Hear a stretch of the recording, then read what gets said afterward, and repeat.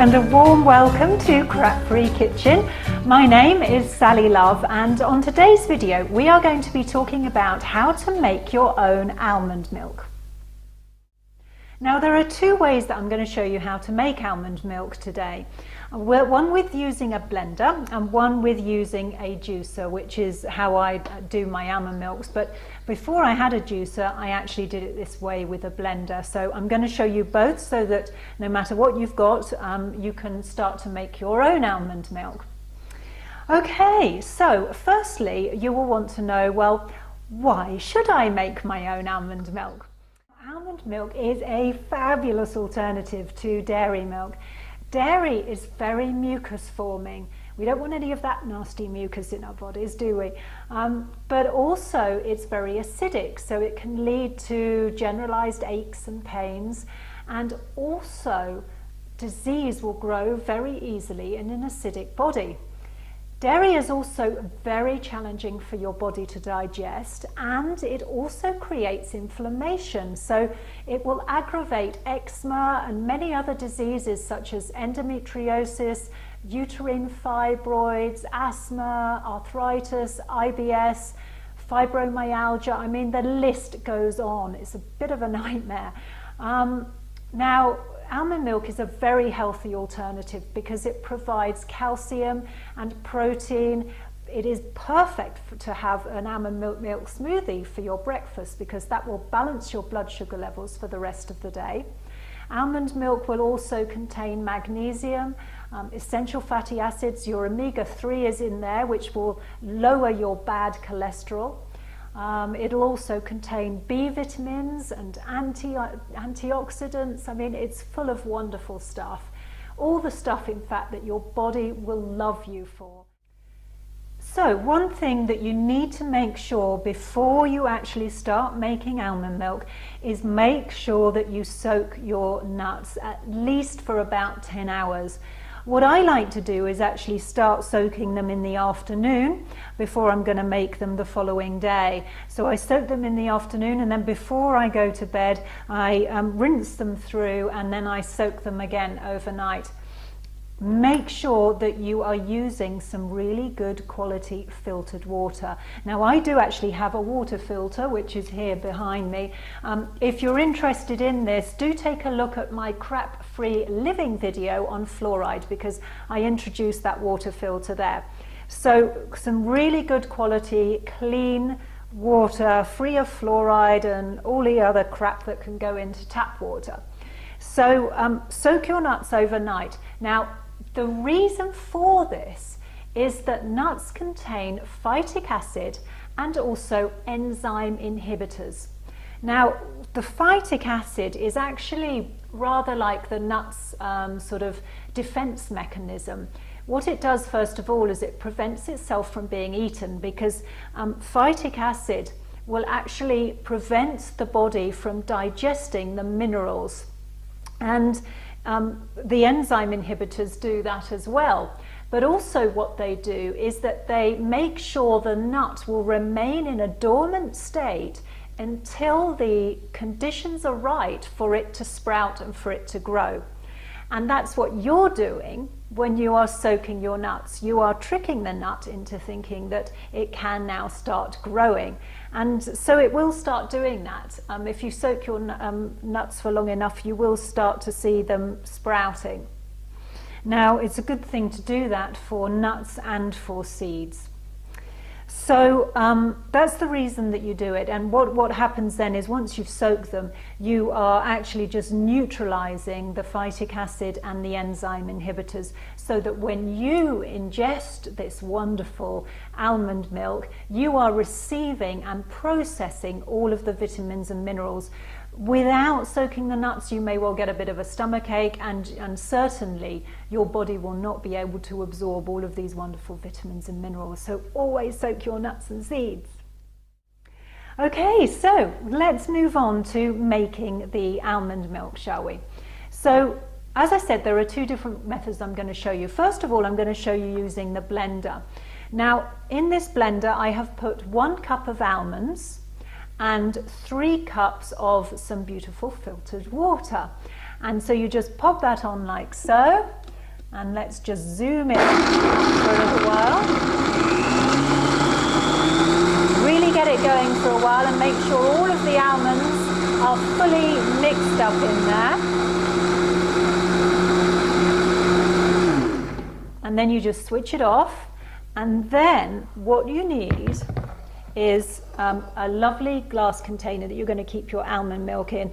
I absolutely love this jug that I've got because it actually has, if I've got it here somewhere, it's actually got an airtight cap that goes on the top, and that seals it beautifully for keeping in the fridge and keeps it nice and fresh.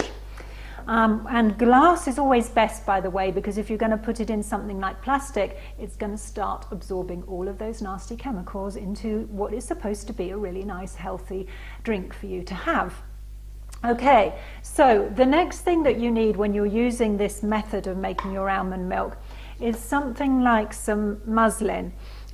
This one is one that I've actually used in the past. Make sure that it is actually organic, or certainly that it is unbleached. So a good piece of muslin, you can find that on the internet very, very easily. The thing to do is pop it over the jar, hopefully if I put it this way you can see it, and then just make a little hole in it like so, so that you're putting this muslin over the top and then pushing your hand in and making a dip in there. And then all you do is you pour in your milk like so, and then you gather up the sides, and then you gently squeeze it, and then you can see all of that lovely milk coming out. Fantastic. I haven't made it like this for ages. I used to really love doing this. It's a really lovely creative way of making your almond milk. And it really is as simple as that. And there we have squeezed it all out. And then what you can do is sort of almost like wring the material. Just start twisting it and twisting it, and then you will make sure you remove every little bit of the milk from it. And actually, you know, what you're left with is a pulp. And this almond pulp, I'm going to show you in another crap-free kitchen some recipes that you can use using it, so do not throw it away. Watch my other series videos on this, and I will show you what you can make with this wonderful stuff. So that gives you a really quick and simple way to start making almond milk if you don't have a juicer. Now, if you do have a juicer, it's incredibly simple. I have the Green Star Elite here, which I absolutely love. I just use the fine screen for this, and then you just have the glass jug underneath, and you have a bowl here to actually collect the almonds, and then simply switch it on, put a few almonds in the top,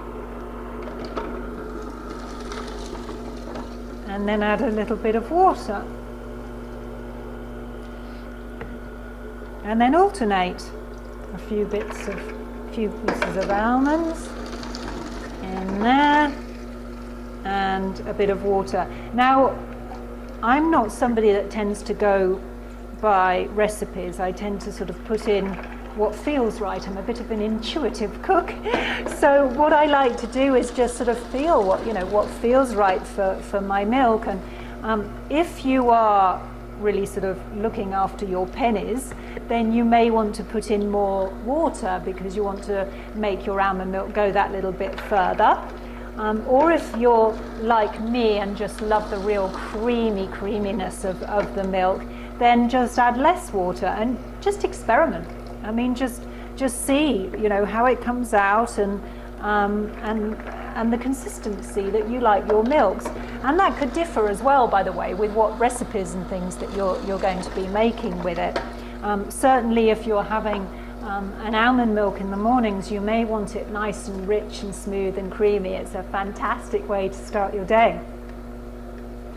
So there's the nut milk coming out there. Now, one thing that I do love to do, which is a bit of a treat, is what I will do is when I get to the end of making the milk, so let's say I've made a whole load of milk and I put it all in the jug like so. When I'm towards the end of making my milk, what I start doing is pop some almonds in, and then I put some sultanas in. Yummy, yum, yum, yum. And then some water.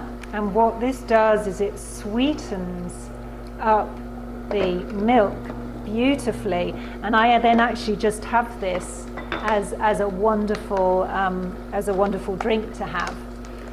What you can also use are dates. I'm trying to get the lid off this box of dates. They're trying to not let me in. Ah, gotcha.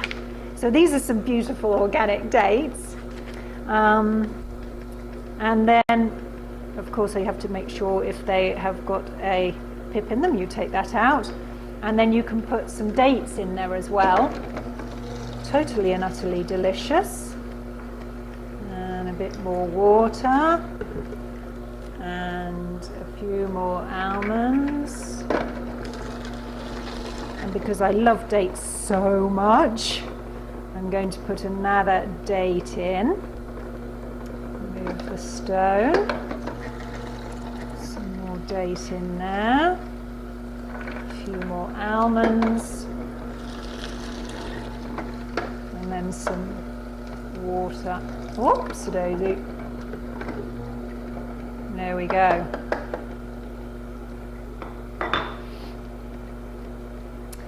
And then I switch this off for a moment. Next, a glass. And then this will be the most delicious drink that you can have.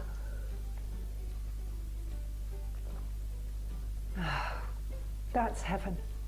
That's really, really good. So I really hope you have fun and enjoy making your almond milk.